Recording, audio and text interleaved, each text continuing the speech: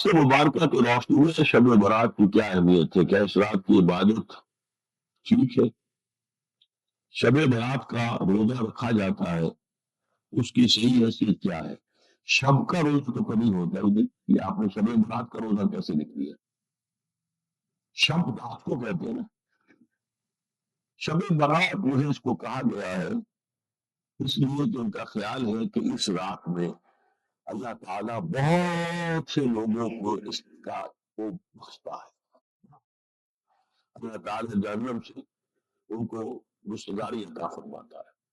اس کا ذکر جو صحیح احادیث سے صرف ایک ہے، اور وہ یہ ہے کہ حضرت عائشہ صدیقہ رضی اللہ تعالیٰ عنہ بیان کرتی ہے کہ دوست حضور کی میرے ہاں شب باشی کی باری تھی کہ میری رات کو کھلی تو حضور نہیں تھے موجود، تو مجھے تشویش ہوئی کہ آپ کہاں گئے، تو میں ڈھونڈتی ہوئی وہ یا کسی اور کو آپ نے بھیجا، بہرحال مجھے پوری تفصیل یاد نہیں ہے، تو معلوم ہوا کہ آپ جنت البقیع میں گئے ہوئے ہیں، وہاں پر استغفار کر رہے ہیں اللہ سے، اور تمام جو بھی وہاں پر مردے دفن ہیں ان کے لیے مغفرت کی دعا کر رہے ہیں، بس یہ ثابت ہے۔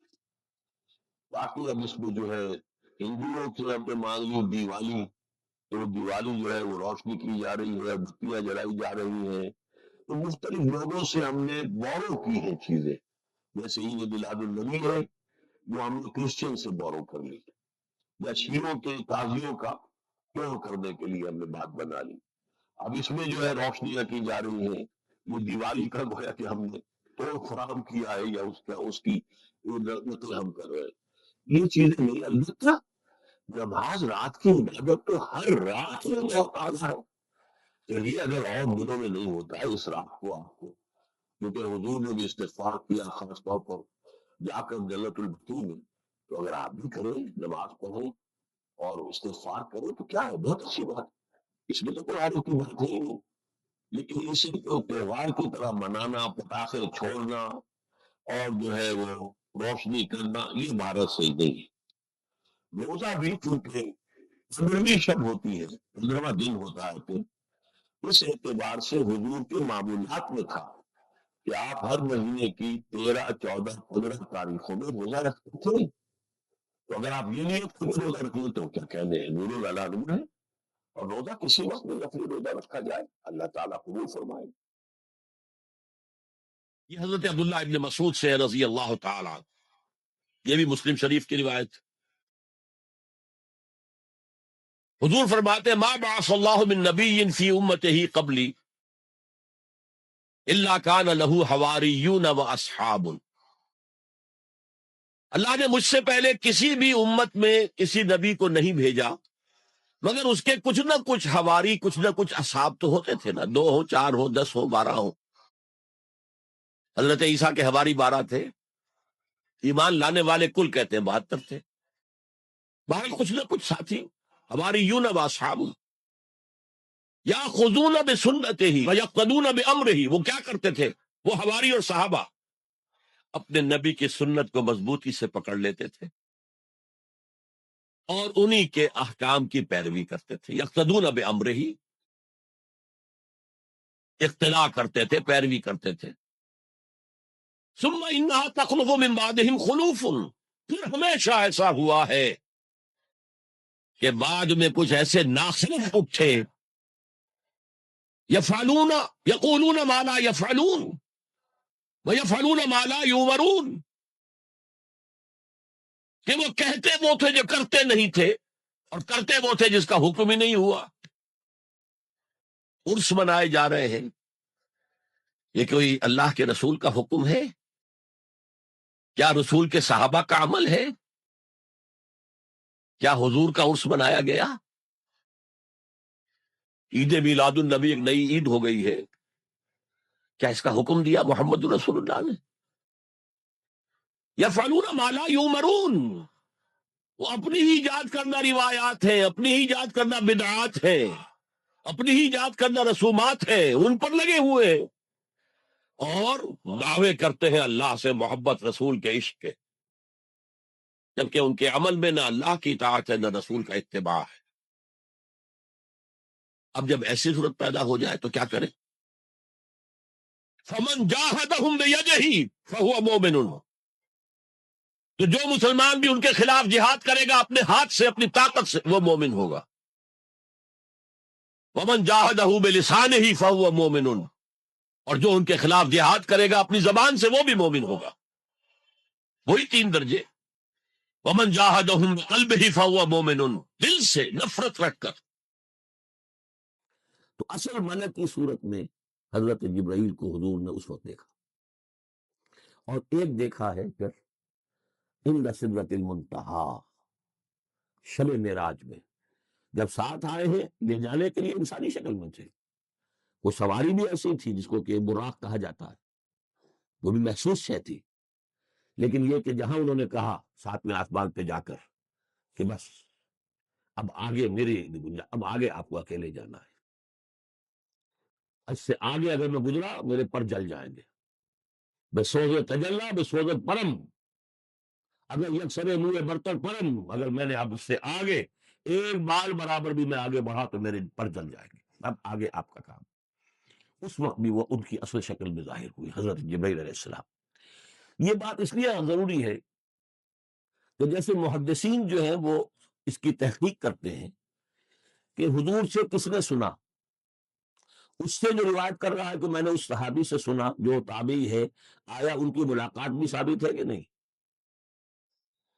تابعین کے طبقے کا ایک شخص وہ ہے کہ جس کی عمر ابھی 6 برس کی تھی کہ وہ صحابی فوت بھی ہو گئے، اور وہ کہہ رہے ہیں میں نے ان سے سنا، تو پھر وہ حدیث جو ہے محدثین اس کو قبول نہیں کریں گے۔ وہ دیکھتے ہیں کہ لنک جو ہے مضبوط ہونا چاہیے، روایت ہے نا ان فلاں ان فلاں ان فلاں، حضور سے فلاں صحابی نے سنا، اس نے سنا، اس تابعی نے سنا، یہ لنک جو ہے یہ ملاقات ثابت ہونی چاہیے۔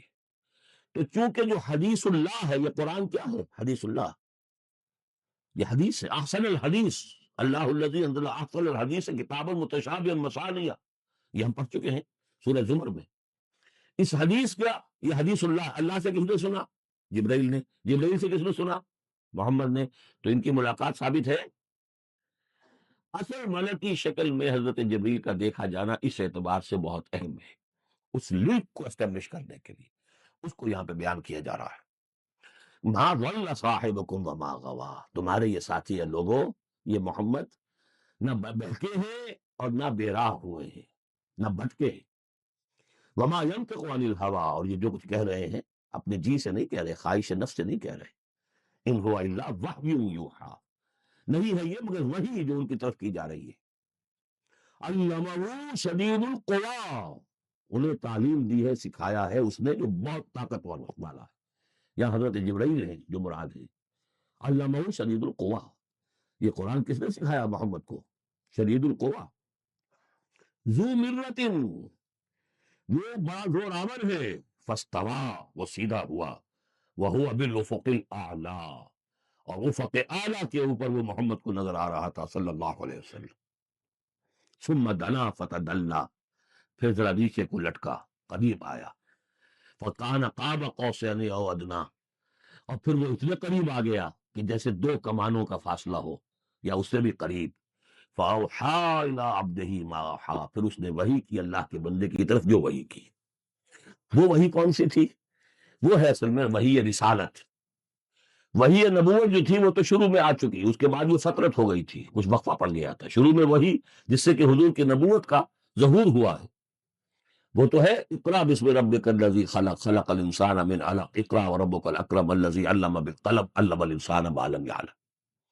لیکن اب یہ سورہ مدثر کی آیات اس وقت نازل ہوئی، یا ایھا المدثر، جب حضور گھر آ گئے اور پھر آپ نے اپنی اہلیہ سے کہا، خوف زدہ تھے جو کہ منظر دیکھا تھا، ملک کی شکل، فرشتے کی شکل، اب وہ تو حضور ہی نے دیکھا جو دیکھا، ہم تو نہیں سمجھ سکتے کہ آپ نے کیا دیکھا، لیکن یہ کہ اس کے بعد آپ آئے، آپ نے کہا مجھے کمبل اڑا دو، لحاف اڑا دو، لحاف اوڑھ کر آپ لیٹ گئے، تو پھر وہ وہی یا ایھا المدثر قم فانذر وربک فکبر، اے لحاف میں لپٹ کر لیٹنے والے کھڑے ہو جاؤ اور خبردار کرنا شروع کر دو لوگوں کو، اور تمہاری اس دعوت کا نقطۂ آغاز تو انذار ہے، اور اس کا ہدف دنیا میں تکبیر رب ہے، رب کو بڑا کرو، اس کی بڑائی منواؤ، اس کی بڑائی نافذ کرو، اس کا نقشہ کھینچا گیا ہے۔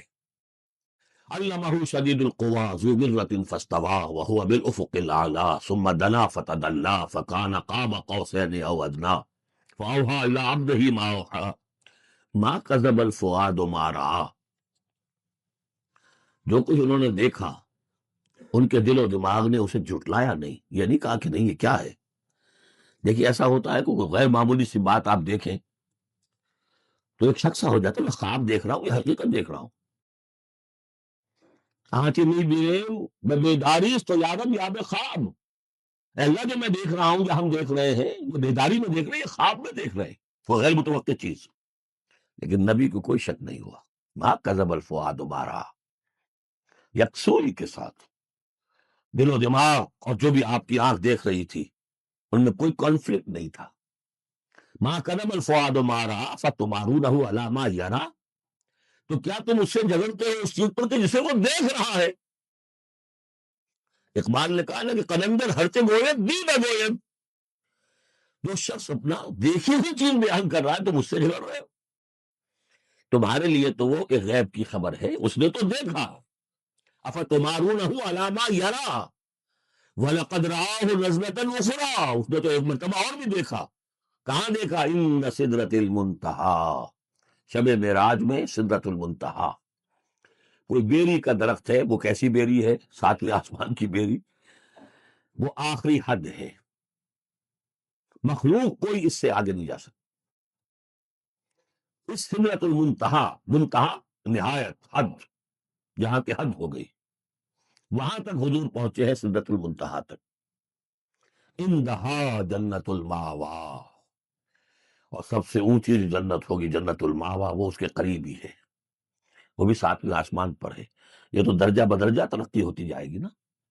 پہلی ضیافت جو ہے، پہلی نزول جو ہے وہ تو اسی زمین پر ہو جائے گی. پھر جو ترقی ہوگی اپنے اپنے مدارج، اپنے اپنے مراتب، اپنے اپنے مقامات، اپنے اپنے ایمان کی گہرائی، اپنے اپنے اعمال صالحہ، اپنا اپنا انفاق مال و جان، اس کے حوالے سے درجے ہوں گے. اندہا جنت الماوا اذ یغشی السدرۃ ما یغشی، جبکہ ڈھانپے ہوئے تھا اس بیری کو جو ڈھانپے ہوئے تھا. اب تمہیں کیا بتائیں کیا ڈھانپے ہوئے تھا، تم نہیں سمجھ سکتے. دیکھیے کس طریقے سے اذ یغشی السدرۃ، کوئی انوار الہیہ کا کوئی ایسا نزول ہے وہاں جو زبان سے ادا نہیں ہو سکتا. کوئی الفاظ نہیں ہے کہ جو ان کی تعبیر کر سکے. اس پر انوار الہیہ کا کوئی نزول ہے. اذ یغشی السدرۃ ما یغشی، جبکہ چھایا ہوا تھا اس بیری کے اوپر جو چھایا ہوا تھا، جبکہ ڈھانپا ہوا تھا اس بیری کو جس نے ڈھانپا ہوا تھا. ما زاغ البصر وما طغی، نبی کی آنکھ اس وقت نہ کج ہوئی نہ حد سے بڑھی. یہ دو انتہائیں ہوتی ہیں. ایک تو یہ کہ آپ کسی انٹینس لائٹ کو فیس نہ کر سکے تو نگاہ ہٹائیں گے، آپ یہ جھپک لیں گے، فیس نہیں کر سکتے اگر آپ میں ہمت نہیں، استعداد نہیں ہے. نبی کا ظرف اتنا تھا کہ ان انوار الہیہ کا براہ راست مشاہدہ کیا ہے، اور نگاہ آپ کو ادھر ادھر کرنے کی ضرورت پیش نہیں آئی. لیکن طغا ایک حد ادب بھی ہوتا ہے جس سے آگے انسان کو نہیں جانا چاہیے. نگاہ جو ہے اس نے بے ادبی کی روش بھی اختیار نہ کی. علامہ اقبال نے، واقعہ یہ ہے کہ اس آیت کو میں نے سمجھا علامہ اقبال کے ایک شعر سے، اور اکثر و بیشتر لوگ نہیں سمجھ سکے اس آیت کو. ذوق و شوق کے نام سے جو ان کی نظم ہے بال جبریل میں، وہ میرے نزدیک ان کے شاعرانہ جو ان کی استعداد ہے اس میں بلند ترین نظم ہے. وہ جہاں تک پیغام ان کا جو ہے امت مسلمہ کے لیے، اس کے لیے ابلیس کی مجلس شورا، وہ کلائمیکس ہے، اور وہ ہے بھی ان کے آخری زمانے کی نظم ہے. سن 36 میں انہوں نے کہی ہے. اس کے بعد تو بیماری اتنے رہے ہیں، بہت کم اشعار کہے. لیکن اس میں ذوق و شوق میں ایک شعر ہے: عین وصال میں مجھے حوصلہ نظر نہ تھا، عین وصال میں مجھے حوصلہ نظر نہ تھا، گرچہ بہانہ جو رہی میری نگاہ بے ادب. میری نگاہ بے ادب بہانہ تلاش کرتی رہی کہ میں مشاہدہ براہ راست کروں، حالانکہ عین وصال ہے اس وقت، لیکن یہ کہ میرے اندر حوصلہ نہ تھا کہ میں حسن کا براہ راست مشاہدہ کر سکوں. عین وصال میں مجھے حوصلہ نظر نہ تھا، گرچہ بہانہ جو رہی میری نگاہ بے ادب. یہاں ان دونوں چیزوں کے برعکس بات ہے جو اقبال اپنے بارے میں کہہ رہا ہے. میں تو بے ادب بھی ہوں، اور میں تو چاہتا تھا کسی طریقے سے حد ادب سے تجاوز کر کے دیکھوں، لیکن میرے اندر تو حوصلہ نہیں تھا۔ محمد میں وہ حوصلہ تھا، دیکھا ہے، براہ راست دیکھا ہے، نگاہ جما کر دیکھا ہے، لیکن ایک حد سے تجاوز نہیں کیا، حد ادب کے اندر رہے۔ ما زاغ البصر وما طغى لقد رأى من آیات ربہ الکبریٰ، دیکھا انہوں نے اپنے رب کی عظیم ترین آیات کو۔ اب وہاں جا کر جو مشاہدہ ہوا ہے وہ تو اللہ کی عظیم ترین آیات کا ہے، اور اسی سے در حقیقت دلیل ہے ام المومنین حضرت عائشہ صدیقہ رضی اللہ تعالی عنہ اور حضرت عمر رضی اللہ تعالیٰ عنہ کا جو قول ہے، شب معراج میں بھی حضور نے اللہ کو نہیں دیکھا، اللہ کی عظیم ترین آیات کو دیکھا، جو تجلی تھی اس وقت اللہ کی۔ حضرت عائشہ صدیقہ کا کہنا تو یہ ہے کہ نور اللہ یرا، وہ نور ہے، دیکھے کیسے جا سکتا ہے۔ بہرحال وہاں بھی قرآن جو کہہ رہا ہے وہ یہ نہیں کہہ رہا ہے کہ اللہ کو دیکھا، نہیں، جیسے کہ وہ جو شب معراج میں پہلا سفر کا حصہ تھا زمینی، مسجد حرام سے مسجد اقصی تک، سبحان الذی اسریٰ بعبدہ لیلا من المسجد الحرام الى المسجد الاقصی الذی بارکنا حولہ لنریہ من آیاتنا، وہاں پر بھی اللہ نے اپنی آیات کا مشاہدہ کرایا، لیکن وہ زمینی آیات ہیں اللہ کی، وہ برکات جو ہے زمینی ہے۔ یہ تجلی جو ہو رہی ہے یہ ہو رہی ہے اس سدرۃ المنتہا پر، آخری حد ہے، مخلوق کی آخری حد ہے، اس سے آگے کہیے حرم ہے، حریم ذات ہے اللہ کی، جس میں کسی غیر کا کوئی دخل ممکن نہیں۔ اس حد پر جا کر جو وہاں تجلیات باری تعالیٰ تھے ان کا مشاہدہ کیا۔ لقد رأى من آیات ربہ الکبریٰ۔